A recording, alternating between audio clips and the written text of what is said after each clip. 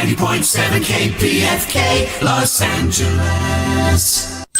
The following radio program has been approved for broadcast by the Federal Communications Commission and is in compliance with all community standards. Thank you. From Los Angeles, The Cary Harrison Files. Crack the code and break the lock. Racing shadows round the clock. We're the ones to find the truth for all the lost and hurtless youth. Yeah, we'll find the truth. The Cary Harrison Files. And it is the Cary Harrison Files. Welcome. Glad to have you here. Quick shout out to Will at KPFK, our mothership radio station. Awesome. A guy who likes audio and works in radio.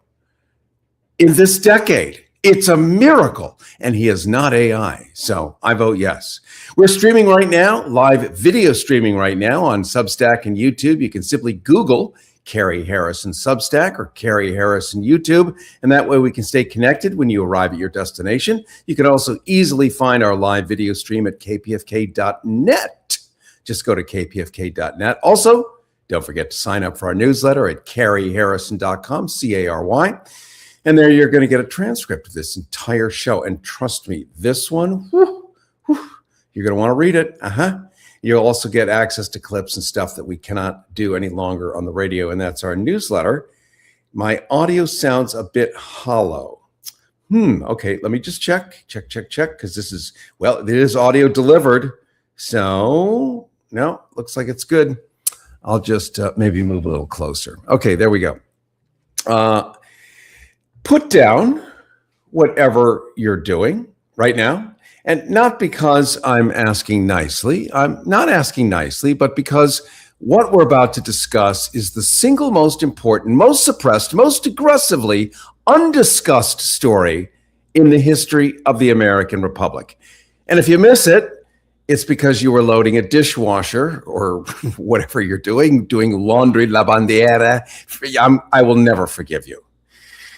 Today, we're going to talk about Jeffrey Epstein. Yes, again, still forever, apparently. Well, that's because the people whose job it was to make this go away have been working overtime to try to make it go away, but they apparently still are not done.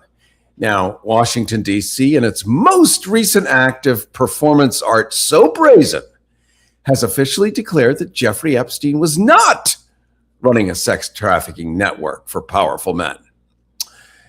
Let me say that again so it can complete its full journey through your central nervous system. The really stable genius administration of these United States has looked at the evidence, the flight logs, the black book, the island, the massage tables, the 3.5 million documents, and has arrived at the conclusion that there's nothing to see here, folks. Just a very friendly financier with unusually generous hospitality, and an unfortunate fondness for underage girls who are absolutely there of their own volition and definitely not trafficked by a cabal of the most powerful men on the planet. Poof, done, period. That's the official position of the government of your country, my country too. Now, I want you to appreciate this because this isn't mere corruption. Corruption, you see, nowadays is pedestrian.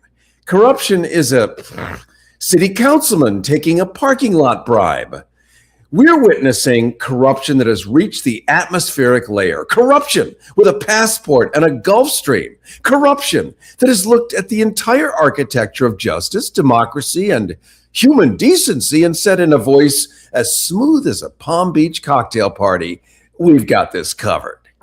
And for a very long time, they did, until a man named Nick Bryant entered the scene. So we're going to talk about Nick Bryant. He's a journalist, so committed, so unreasonably stubborn, so constitutionally incapable of looking away that the story can't be killed no matter how many people try to kill it. And they did try to kill this story. And they tried to kill him. Epstein's inner circle, that tight, well-dressed, well-connected, well-lawyered little club of men who've never once in their lives experienced a consequence put out an all-points bulletin on Nick Bryant, an actual APB with his photograph. A warning to be aware of this man circulated among the people he was investigating while he was in Florida, in their own backyard, turning over rocks and finding things that made grown men with lawyers reach for their phones. I want you to think about that. They didn't ignore him, they flagged him, which is the most eloquent possible confirmation that he was exactly where he needed to be. Nick Bryant has been on this story since 2011. He's posted Epstein's Black Book, the actual physical who's who of American power, with home addresses online since 2015. He put those flight logs on the internet for the world to see, who was riding the Lolita Express and pretending they weren't. I want to tell you about one document before we get to Nick. This one document in particular, because I need you to understand the character of what we're discussing. I need you to understand that when we say elite pedophile network, or EPN, it's a phrase that gets eye rolls from people who've been trained to eye roll it, isn't it? We're not talking about innuendo. We're not talking about conspiracy theory. We're talking about emails, actual emails from actual people with actual credentials. There's an email in those documents from a UCLA neuroscientist, Mark Tromo, MD, PhD. Dr. Mark Tromo. If we were in Germany, they get doctor twice if they have 2 doctorates. So he's a doctor, which means the man has 2 advanced degrees and presumably a moral philosophy class somewhere in his educational history. In an email to Jeffrey, well, let me have a swig of coffee and not breathe with that part of my lung again. Somebody is smoking a joint around the corner, I think. Back to the fun. In an email to Jeffrey Epstein that discusses with the clinical detachment of a man ordering a catered lunch, how to enhance an infant's sucking ability. All right, I'll wait. I'll wait while that sentence does what it needs to do to you. Oh my God. A neuroscientist with a UCLA address emailing a convicted sex offender about infants. Brazenly. No code, no euphemism, brazenly. And this man has a practice and a title and presumably a very fine parking space. This isn't fringe. This isn't some anonymous dark web forum. This is the credentialed class, the class that reviews your grant applications, the class that sits on your hospital board, the class that gets profiled in the Atlantic, and apparently exchanges emails with Jeffrey Epstein about infants as casually as you might discuss wine pairings. Well, we'll hack that out soon enough. Now, these victims, and we're going to use that word with the full weight it deserves. These young women, these young girls, they were used, they were abused, they were threatened, they were discarded with the casual indifference of people who have never once in their lives been told no by anything with a badge. Their lives were threatened. Carefully engineered campaigns of character assassination were constructed around them, because when you can't dispute the testimony, you demolish the witness. Witnesses like Saddam Hussein demolished, Jeffrey Epstein himself, high security, cameras everywhere. Oops, they turned off. We don't know why. He committed suicide. It's a miracle. It's a coincidence. Hermann Goering, World War II, must have made cyanide in his sterile cell. All these. Dead men tell no tales. So the FBI and the Department of Justice, whose stated purpose, whose constitutional mandate is to protect the vulnerable and prosecute the powerful, treated these women like administrative inconveniences and protected the men like national treasures. because to them, that's exactly what these men were. The Epstein network isn't a conspiracy theory, it's a client list. And the client list controls the news you watch, it controls the job you have, it controls the loan you can get. Not the loan you have, the loan you can get. And the democracy you're currently watching wobble all over its teetering foundation. Nick Bryant has spent 15 years excavating, 15 years traveling thousands of miles, developing sources other journalists don't know exist, and staring into something so dark, so powerful that most people, most reasonable, self-preserving people would have taken a different assignment in a year and not looked back. Absolutely. But not Nick. He didn't look away. Nick Bryant, I want to welcome you to the Cary Harrison Files. It's great to be with you, Cary. I hope that was a lofty enough encomium for you. It certainly was. Much more than I deserved. Well, you've done the scary heavy lifting, so let's just jump right into it. Washington, D.C. has now officially declared that Epstein wasn't running a trafficking network for powerful men, and you've been inside this story since 2011. When you heard that, what was your first reaction? What does the declaration tell us about who is currently controlling the narrative?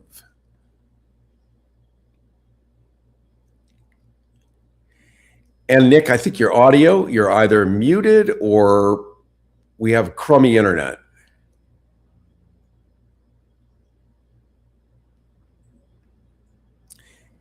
And go ahead, Nick. I think you can hear me. Hard to tell what's going on your end. And you're adjusting your audio. And I'm just going to ask Renee here if you can see. Does Nick need to unmute or is just his audio gone? Just a quickie, Nick. Oh, look at this. This is the beauty of live radio. Everybody listening gets to watch us walk each other through technology. In your settings, Nick, you will click on that and you will see audio and make sure your microphone is activated there, that you can see it. And if you do, then we should be able to hear you. And he's doing that now. Anyway, as I was saying, while he teased that up, this is probably the go-to moment for you because you're going to get in context and in sculpture what this is actually all about. And quick teaser for what's coming up in the second half of the show is that we have the senior advisor to Robert F. Kennedy Jr. of your Health and Human Services. And that senior advisor happens to be transgender, the ultimate enemy of this administration, wiped from existence except for this one who helped write the speeches. So open for you. We're going to open the phones as well. We're going to understand about how HIV meds have been removed from all trans people in the state of Florida, 29 million people, and how that's going to affect tens of thousands of married straight men. There we go. All right, Nick, I think we're hearing you now. I can hear you. Great. All right, we're just going to jump back in. Let's pop to a different idea. We have these 3.5 million documents. They were released recently. We're still inside that data. What's the single most significant thing that you've found so far? And what do you think is still buried in there that nobody's reported yet? There's a number of significant documents. They do show that Jeffrey Epstein had co-conspirators, which we already knew. One of the things that I've been saying over the last 10 years, is that if the Justice Department really wanted to prosecute this case, they wouldn't need any more documents because we know who the recruiters are and the procurers are, and we know who the perps are.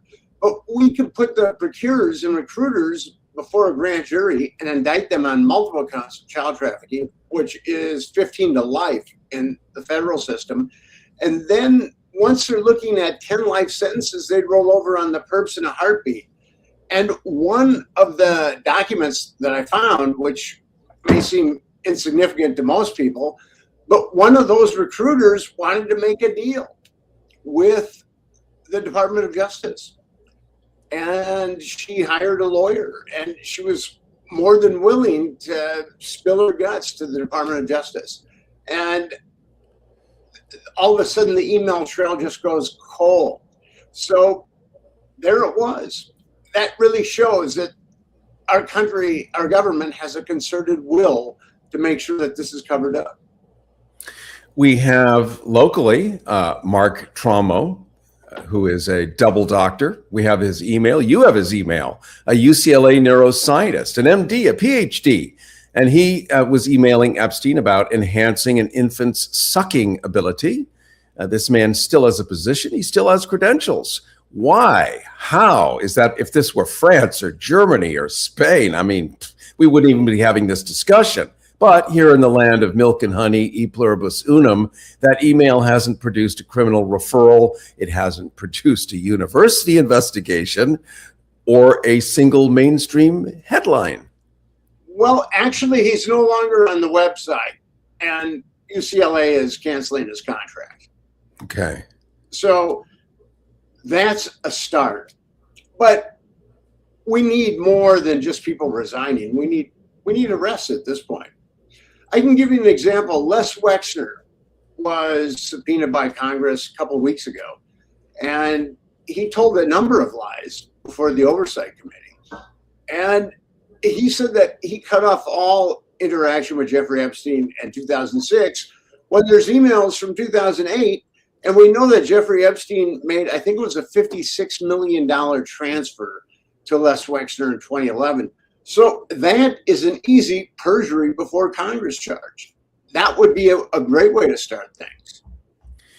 Yeah, wouldn't you have to have, Nick Bryant, a Congress that were devoted to upholding the law, to actually doing this investigation? It seems like they would be stepping under a spotlight that many of them, by virtue of the fact that it's a good old boys club at the very, very top. For example, it doesn't matter what, if you're blue or red, when you're at the very, very top, there's only one country club at that level and everybody's in it. It's like a pyramid. At the very top, it's only going to fit Noam Chomsky and a few other people. And whether they agree or not, they're the ones that got that high. They're the ones that fit. So does Congress benefit from making this thing public?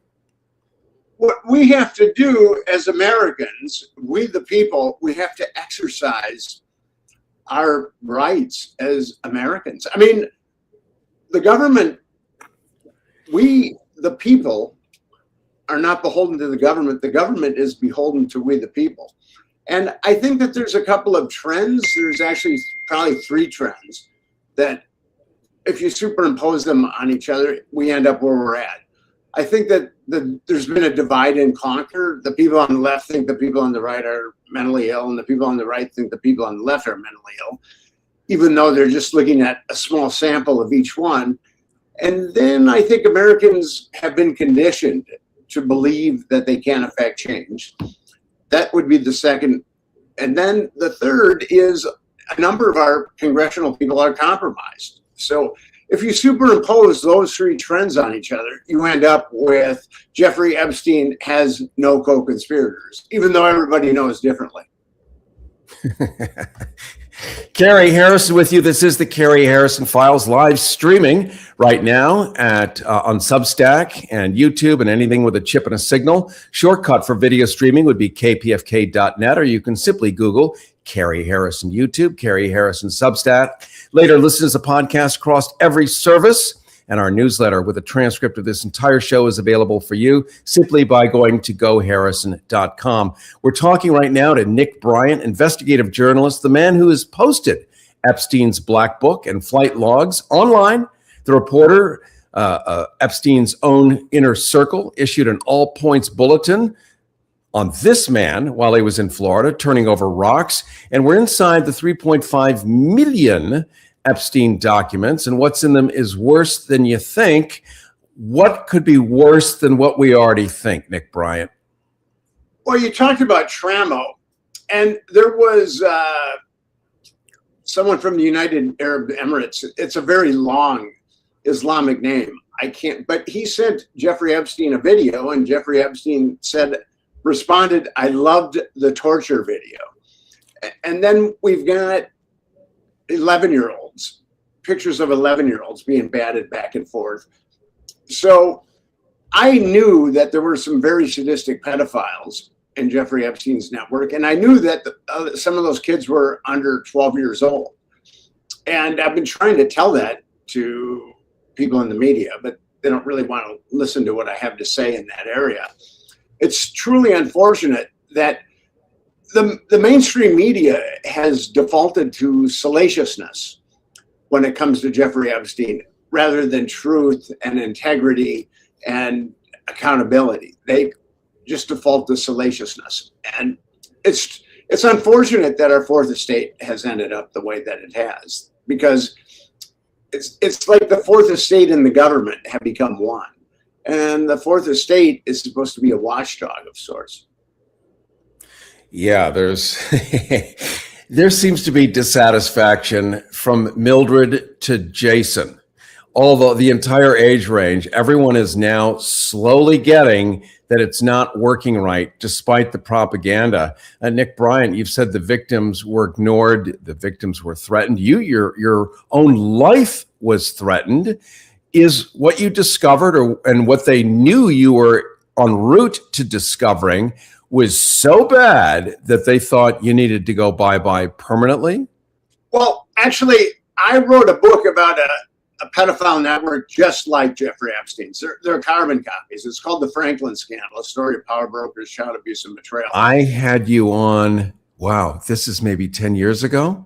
I remember this. And that's when I had a death threat investigating that pedophile network. I think that everything was thrown at me that can possibly be thrown at me other than killing me. So the Epstein people were just made aware of me. But I wasn't threatened at all. Here's a question, because you've been submerged so deeply in this, looking at not only the what, but once you understand the why, the what is even easier to discover. So what is your sense? Why do these men crave like teenage girls when there are millions of hookers and apps, Tinder? Like, you can have all you can eat. If you've got that much money, you don't need to troll around for little girls. What is the appetite for that? Do we understand it? I think a lot of that, some of these guys have been molested as minors, and Jeffrey Epstein, I think, probably was. And then you go to forbidden fruit. If you can eat steak every night, you go to forbidden fruit. And I think that those two trends are the reason why we have pedophile networks like we have them. Some people are just attracted to the destruction of innocence. And one of the things that I've learned about this is initially they're attracted to the destruction of innocence, but then they become increasingly sadistic, like with Mark Tramo or Jeffrey Epstein loving the torture video.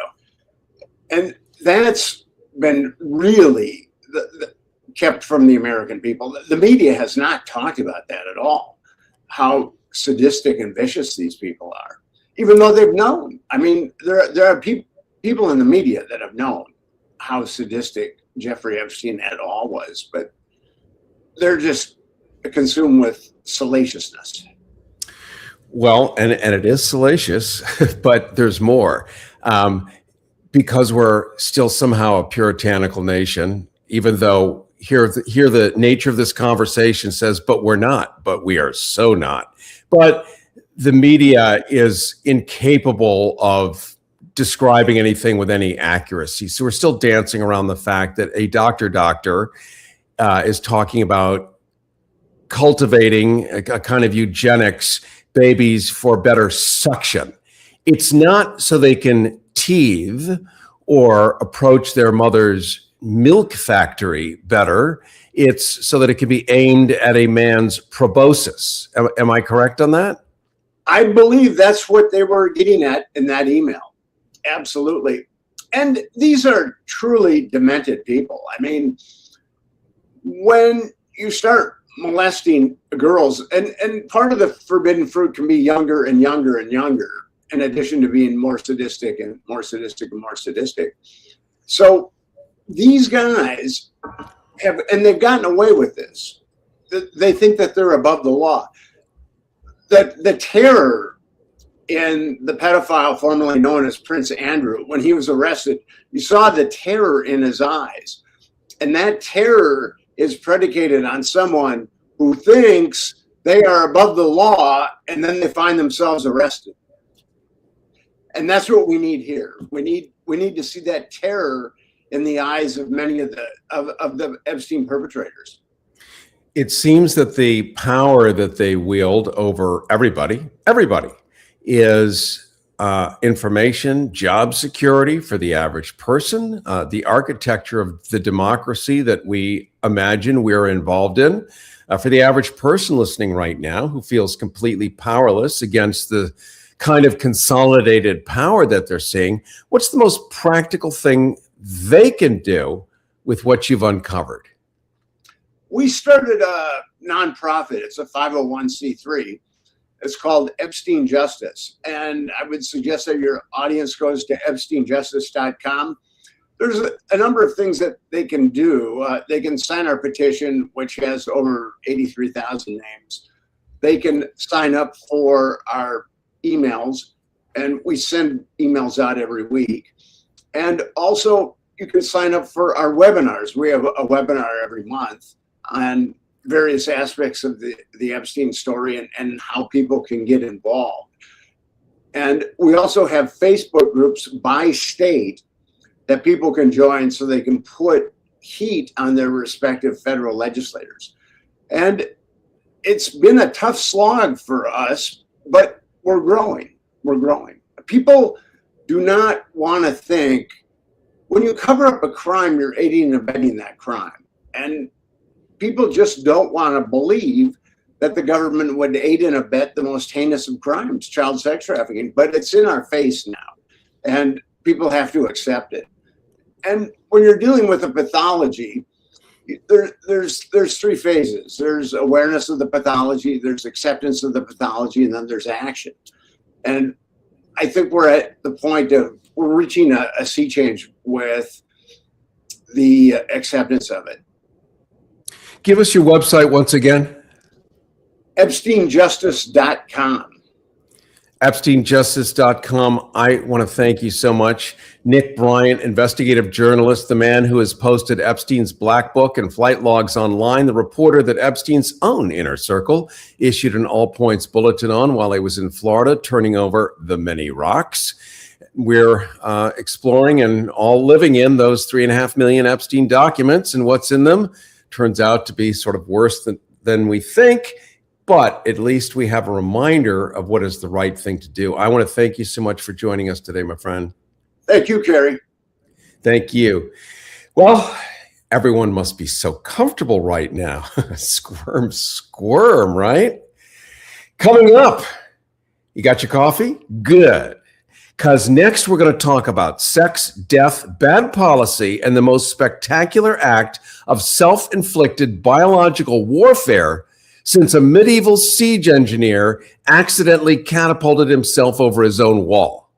I'm Cary Harrison. This is the Cary Harrison Files. And if you think I'm exaggerating today, you're simply not listening hard enough.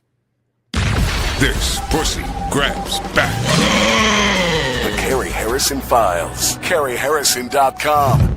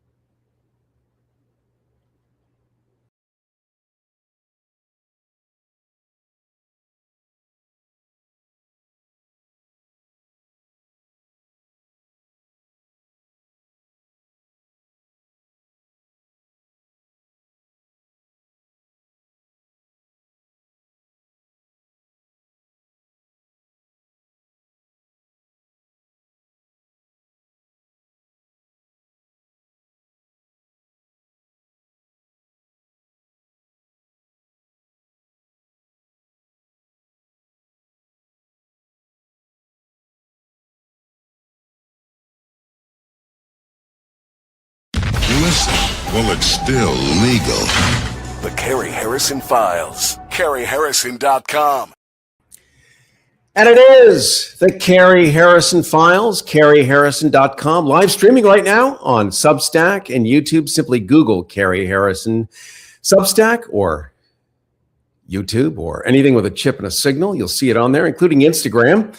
And don't forget to get our newsletter at CaryHarrison.com. There you're going to get a transcript of this entire broadcast so you can reread in finer detail, including some stuff we didn't have time for in the previous interview about the latest on the Epstein files and what you need to know about it. Well, friends and patriots, media quaffers, I want you to lend me your ears, your spinal columns, and whatever gray matter the algorithm hasn't yet composted into TikTok sludge. I come to you today, not with grievance, not with the usual righteous howl into the void that passes for discourse in these times. Nope, not today. Today I come bearing good news, gospel even, the kind that ought to have these Bible-thumping, flag-humping, God and gavel politicians on their feet, weeping tears of pure theological joy. Because, and I want you to sit down for this, maybe loosen the flag pin so the blood can still reach the brain. Trans people have done the impossible. Finally, they have solved the gay problem.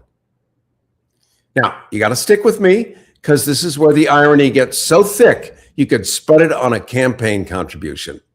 The fellas in the marble buildings, the ones who've spent 30 years losing their absolute minds over who's doing what to whom in which bedroom and at what angle. These geniuses, these titans of moral governance, have apparently looked at the rainbow and seen only threat, only chaos, only the apocalyptic horror of two men holding hands in a Cracker Barrel parking lot, for God's sake. Fine, we've all noted it. And we've moved on. But here's what nobody in that particular brain trust seems to have noticed. And I mean nobody. From the marble steps to the AM radio dial to the guy in the trucker hat who is absolutely certain the devil invented gender-neutral bathrooms. A trans woman who dates a man is dating a man. That's it. In a nutshell, that's the whole theological miracle they've been stepping over on their way to the pulpit. She used to be, in the parlance of the previously panicked, a gay man. Now, post-transition, she's a straight woman, dating straight, doing straight things, buying straight groceries, having straight arguments about whether the dishwasher was loaded correctly.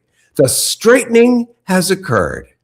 And similarly, buckle up, because this one's even better. A trans man who likes women was once, by the former taxonomy, a lesbian. A card-carrying indigo girls appreciating Subaru driving sapphic lesbian. And now, a straight man dating women, precisely as God, Hallmark, and the Heritage Foundation intended. By the theological math these people invented themselves, the trans community is the single most powerful conversion therapy program in human history, and it's voluntary. No electrodes, no shame retreats in the Idaho wilderness, no binders full of Bible verses delivered by a man who's definitely not wrestling with something. Just people living authentically, landing in the arms of the opposite sex, exactly as the culture warriors demanded. The culture warriors asked for this. They screamed for it. They wrote legislation about it. They gave money to organizations about it. They wept about it in church parking lots. And then the universe actually delivered. When the glorious machinery of human self-actualization produced the exact heterosexual pairing that they'd been begging Jesus for. Well, they lost their minds.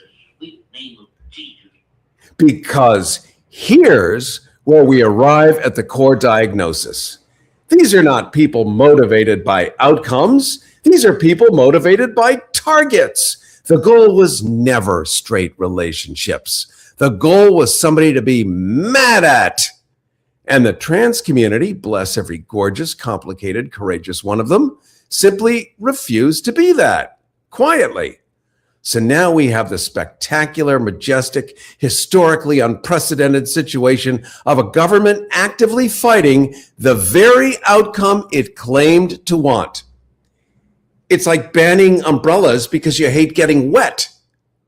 It's a masterpiece. It's a Picasso painted in pure spite. And I mean that as the highest compliment to the universe's sense of humor. Now, let's be honest, because that's what this little corner on the FM radio dial is for. The truth underneath all of it isn't complicated. These are human beings who looked at the blueprint they were handed at birth and said, this doesn't fit, and did the terrifying, the brave, the often painful work of living in their actual skin. That's not ideology. It's not agenda. It's just being a person. The oldest and most exhausting occupation on earth. And if you read Plato or Socrates, that's what they told you to do every day. Be yourself, live in your skin, be congruent with your nature. So here it is. And the irony, the delicious, crystalline, 100-proof irony, is that by living authentically, a significant portion of them ended up in heterosexual relationships. Not because anyone told them to, not because of incentives or legislation or the gentle jackboot of social pressure, but because that's who they are. And the people who should, by their own stated logic, be handing out certificates and throwing parades and commissioning statues are instead losing sleep over which bathroom they use. Bing, boom, right under the toilet. Bing, boom. We can't buy satire this good. You can't write it. You can only report it with the appropriate level of bewildered, exhausted awe. The trans community didn't ask to become the greatest accidental argument for the thing their enemies wanted. They just showed up. They just lived their lives, and in doing so, held a mirror up to every fraudulent, fear-soaked, politically cynical inch of the opposition. And the reflection was devastating. So here's to them, every single one, the most elegant, unintentional, and thoroughly merciless satirists of the modern age. And they weren't even trying. Cary Harrison with you. This is the Cary Harrison Files, CaryHarrison.com and GoHarrison.com. Live video streaming on YouTube and Substack, everything with a chip and a signal. Shortcut at kpfk.net. You can later listen as a podcast across every single service. Simply Google Cary Harrison or the Cary Harrison Files. Don't forget our newsletter with a transcript of this entire show, especially what's coming up and stuff we can't say on the radio, is at Cary, C-A-R-Y, Harrison, or GoHarrison.com. Now, here's how the Department of Health, and we're going to talk about that because it covers everything if you are a live, upright mammal.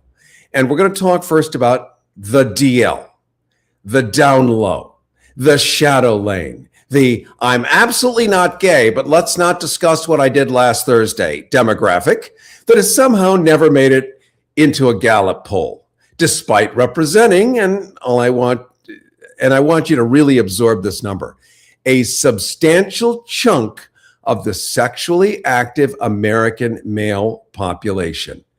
Down low, or as they like to call it now, it makes it fancier, discreet. Discreet. Okay, for the uninitiated, and your innocence is a gift, so hold on to it while you can. The down low or discreet refers to a specific, thriving, highly motivated subset of the American heterosexual male who has a wife, a mortgage, a truck with a flag on it, a bowling league, possibly a podcast about red meat, and who is also, on a semi-regular basis, sleeping with trans women. Not instead of his wife, in addition to, and then going home for the pot roast. Now, before you gasp, and I can hear you gasping, Let me explain why this arrangement has, from a purely logistical standpoint, an almost architectural elegance. Chad, let's call him Chad, because there are so many Chads. Chad has done the math. Chad has surveyed the landscape. And Chad has arrived at the trans woman not in spite of his self-image, but because of it. Here's the geometry of Chad's reasoning, and it's beautiful in the way that a Rube Goldberg machine is beautiful. Technically impressive, completely unnecessary, and ultimately heading off a cliff. Point one, a trans woman cannot get Chad pregnant. Now, this is not a small thing. This is foundational. Chad is not trying to explain a second family to his wife, his HR department, or his pastor. Chad has dependents. Chad has a 529 plan. The last thing Chad needs is a biological surprise requiring a lawyer and a very uncomfortable Thanksgiving. The trans woman has, through no design of her own, solved Chad's primary logistical concern. She is in Chad's internal risk assessment spreadsheet. Say that word 12 times quickly. In Chad's internal risk assessment spreadsheet, she is a low liability situation. Point number two, Chad has convinced himself, this is so important, he's not cheating. Think about it. What is the greatest gift that a man can tell himself is he's not cheating? All those vows, all the looking over your shoulder, all the being discreet on the down low, you're just not cheating. I know. So let's unpack this. In Chad's internal legal brief, and Chad has apparently retained himself as counsel, it's not really cheating because it's not a woman. It's adjacent. It's a category exception. It's like how some people don't count calories in beverages, like Diet Coke. The rule exists, but Chad has found a loophole, annotated it, and had it notarized. Point three for Chad. He's convinced himself he's not gay, because this is the part where the logic train goes full Wile E. Coyote off the mesa. Because, you see, she's a woman. She identifies as a woman. She presents as a woman. She is a woman. So Chad, who is attracted to women, is simply attracted to a woman. The fact that this particular woman was born with in Chad's cosmology, is merely a technicality, right? A footnote, a rounding error in the spreadsheet of his heterosexuality. You see, Chad's not gay. Chad's not bi. Chad is a man of nuance, and Chad is getting laid. Meanwhile, his wife is watching Dateline and wondering why he seems so relaxed when he comes home from these conferences. Now, here's where the farce becomes a thriller. Our leadership, the really stable genius wing of Washington, D.C., working in beautiful concert with the great state of Florida, has decided in its infinite and terrifying wisdom to cut HIV medications for transgender people. Let's let that sentence finish its journey through your nervous system. HIV medications for trans people. Cut them. Florida, home of the hanging Chad, coincidence, the meth pelican, the man who brought a live alligator to Wendy's. Florida has decided that trans people don't deserve the antiviral medications that keep HIV suppressed, non-transmissible. And here's the medical term, not spreading to the general population like a brush fire in a drought.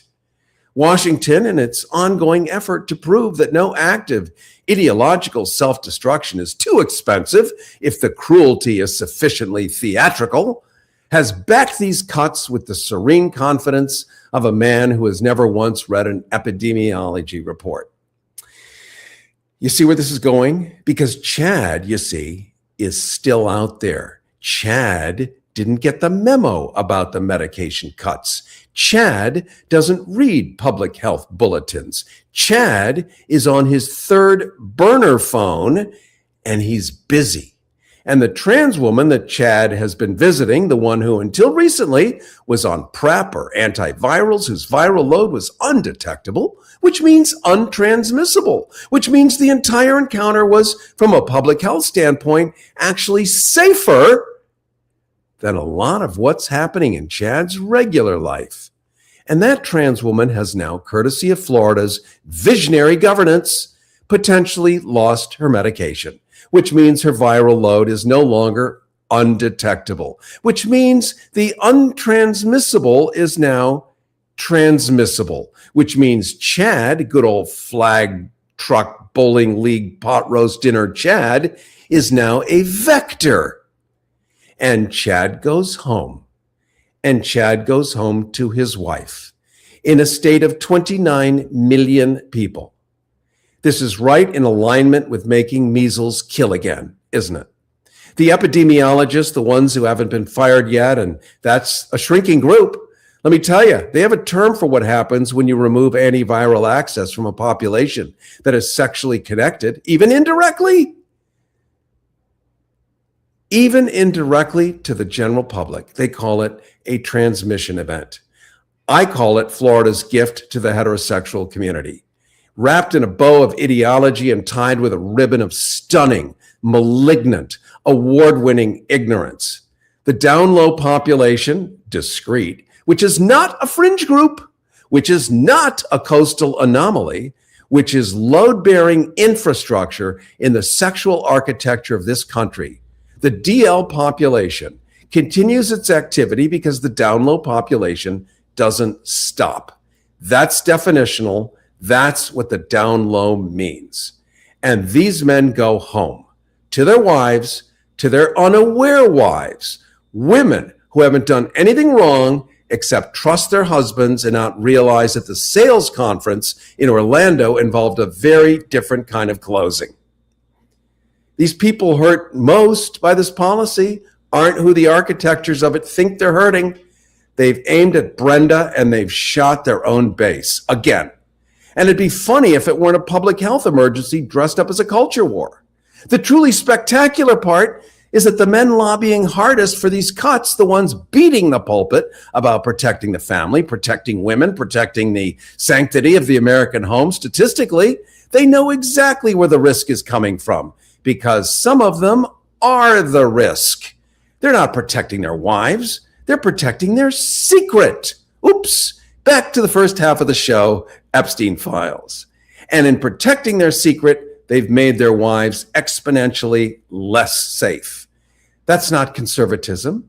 That's not Christianity. That's not even coherent. That's just Chad with a gavel. And trans women were the harm reduction the system didn't know it needed. And the leadership that couldn't locate public health with a GPS and a flashlight has now removed harm reduction from a population of 29 million. The out-medicated, legally protected, socially integrated trans woman was a gift to the whole system, a gift to the wives, a gift to the DL men who weren't going to stop anyway, a gift to the public health infrastructure of an entire state. In just a second, we're going to bring on an awesome, brilliant mind, a transgender woman who's going to help wrap her head around the loss of the HIV meds and how we can actually look at it. Cary Harrison, by the way, this is the Cary Harrison Files, CaryHarrison.com or GoHarrison.com, live video streaming on YouTube, Substack, anything with a chip and a signal, or a video shortcut at kpfk.net. You can later listen as a podcast across every service. Simply Google Cary Harrison, C-A-R-Y, or the Cary Harrison Files. And don't forget our newsletter with a transcript of this entire show and stuff we can't say on the radio is CaryHarrison.com or GoHarrison.com. Now, before I bring in my guest, I need to prepare you. Some of you are going to hear what I'm about to say and drive your car directly into a ditch. I'd ask you to pull over first. For liability reasons, my guest today is a senior advisor to Robert F. Kennedy Jr. Now, I know half of you just choked on something. The progressive half is already composing an angry email. The MAGA half is confused but intrigued, the way a golden retriever is confused by a ceiling fan but can't stop watching it. The senior advisor to Bobby Kennedy, the man now occupying a cabinet-level position in the administration of his imperial kumquat, the really stable genius of Washington, D.C., the ideological fortress currently legislating trans people out of existence, that senior advisor is a trans woman. Not adjacent to trans, not trans curious, not, well, she dresses a little, trans, like fully, like gloriously, like unapologetically. And the administration that has declared biological war on every gender non-conforming human being on the continent, the one stripping healthcare, yanking medications, scrubbing the word transgender from federal documents like a typo from a drunk intern, that administration has a trans woman in the advisory room, helping write the speeches. To this administration, she represents the complete anthology of existential horror. She is the gender traitor, the genital inverter, the living, breathing repudiation of everything their base has been told to fear. If you showed her photo to the average attendee at a certain kind of rally, they'd burn the venue down by accident. And yet, she's still in the meeting. That's not irony. Irony is too small a word. She's also, because she's so bright, the first transgender woman to run for the United States Congress against Nancy Pelosi in Pelosi's own district. She's Stanford, she's MIT, and she's being financially destroyed with apparent joy by high-end shoe stores to boot. Bianca von Krieg, I want to welcome you to the most logical, illogical conversation you're going to have all week. Hi, it's great to be back. And that was quite a monologue. Whoever writes your copy deserves a raise. My what? Whoever writes your copy deserves a raise. That was quite a Thank monologue. you. I will take that. Do you hire people to write your copy? You're a writer yourself, yes? I write my own copy. Well, I write my own copy. So from one writer to another, I appreciate the compliment, and I appreciate it even more that you would attempt to insult me publicly as if I had a team of highly paid writing professionals. But those days are long gone since the 1980s, and only on Air America did Al Franken have $2 million worth of staff writers because he was a Saturday Night Live guy. But let's just jump right into the gold standard policy section of Bianca von Krieg. Florida just gutted HIV medication access for trans people. You've been living at the intersection of trans advocacy and public health politics for years. Why do the current departments of health want to kill people? Does this feel like, or is it like, am I getting this wrong? Yes. Okay. The last thing we want to do is kill people. As a matter of fact, we're highly invested in keeping people living as long as possible. So with that said, why would the department, you're not the department, you're a senior advisor, why remove HIV meds if you want people to stay alive, undetectable, and not run afoul of the body going into mayhem? Well, I can't be completely sure why HHS did that. I don't think they would ever do something like that. It seems like the state of Florida did it. But they have. They have. What antivirals? Well, let's look at measles, for instance, in South Carolina. I mean, why would you, if you knew it was there, why would one make the decision not to protect the public from getting measles? Unless I'm wrong. Well, in the case of like Texas, it was mostly these Mennonite populations that it did it on religious reasons. The United States government is not telling people not to get the vaccine. They're just changing the age at which it's suggested. So but in South Carolina, where the measles outbreak is acute, people are not. These breakouts do occur periodically too. So they've been happening long before RFK and the Trump administration.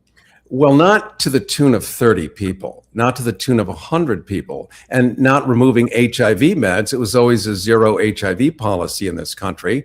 And in the state of California, where you and I live, it's free. I mean, nobody sits around without access to these medications.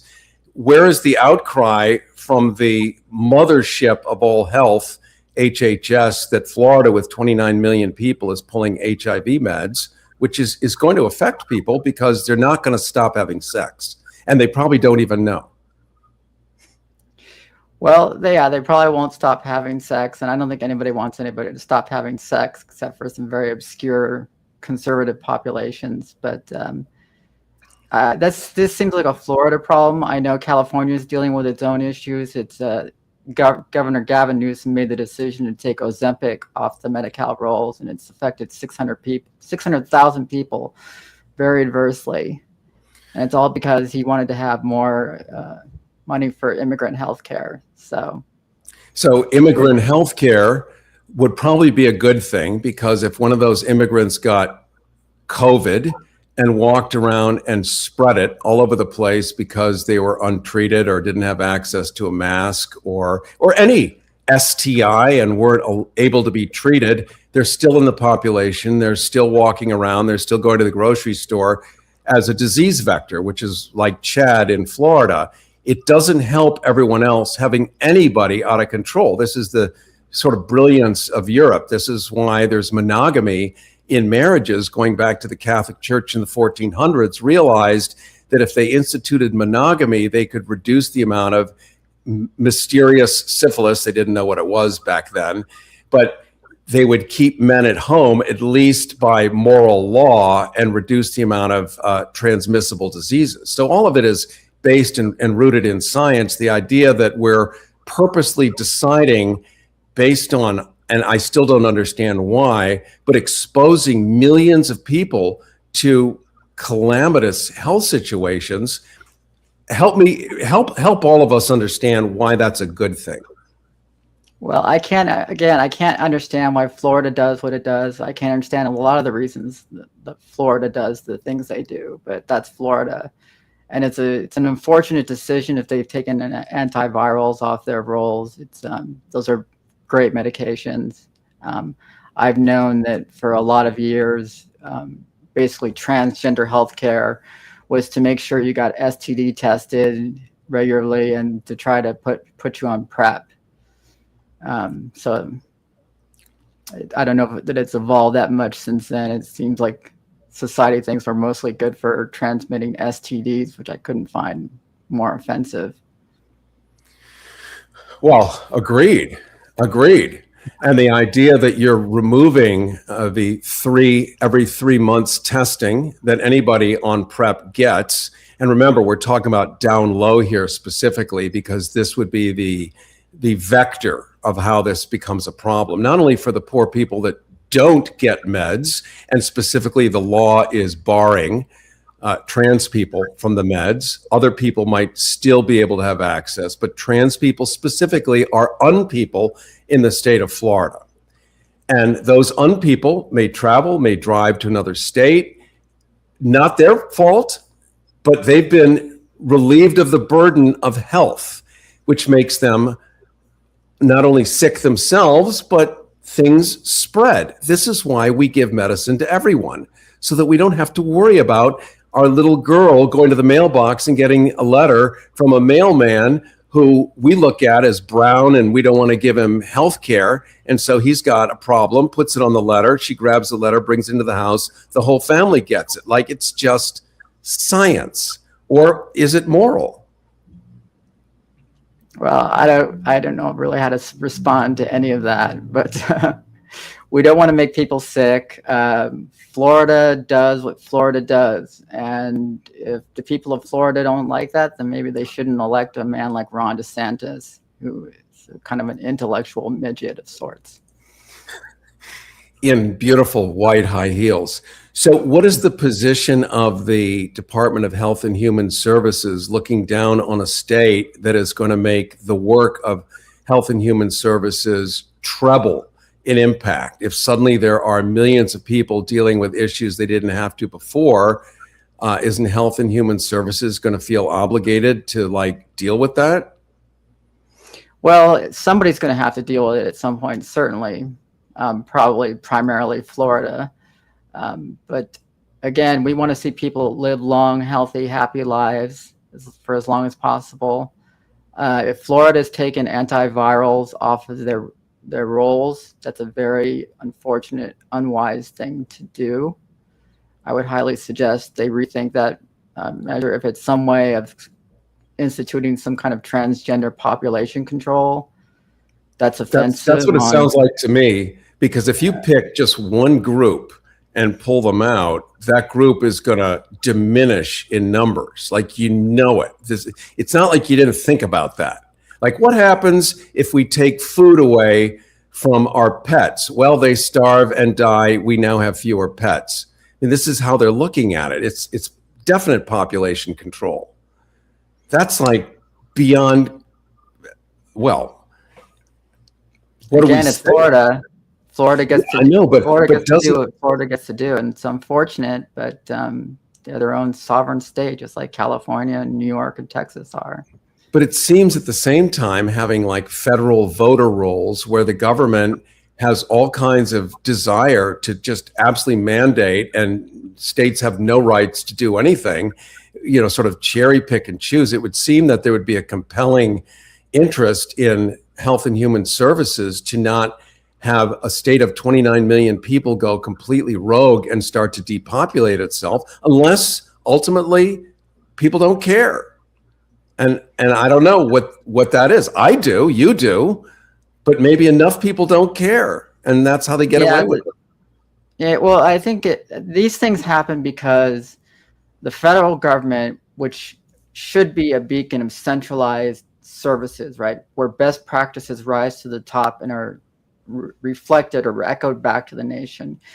Unfortunately, the mechanism for that is primarily trust, and the trust has been eroded because people have taken advantage of it before, using things like critical race thinking and certain healthcare measures, which kind of were political in nature and not really grounded in science. And we've had a significant trust erosion. And the thing that really worries us over there is that there's probably going to be another COVID again. And when it happens, is the trust really there, in the federal facilities that will be providing those services? Because if it's not, that's going to be very catastrophic for the nation and the world. So it's important that we come back to a place where we reestablish trust, and we're, kind of these rogue states like Florida or, South Carolina, listen to the best science that we provide. And we do strive to provide the best science at HHS. Okay, well, let's hear a big megaphone of what that sounds like. And I do appreciate you coming on. I'm so sorry we're out of time.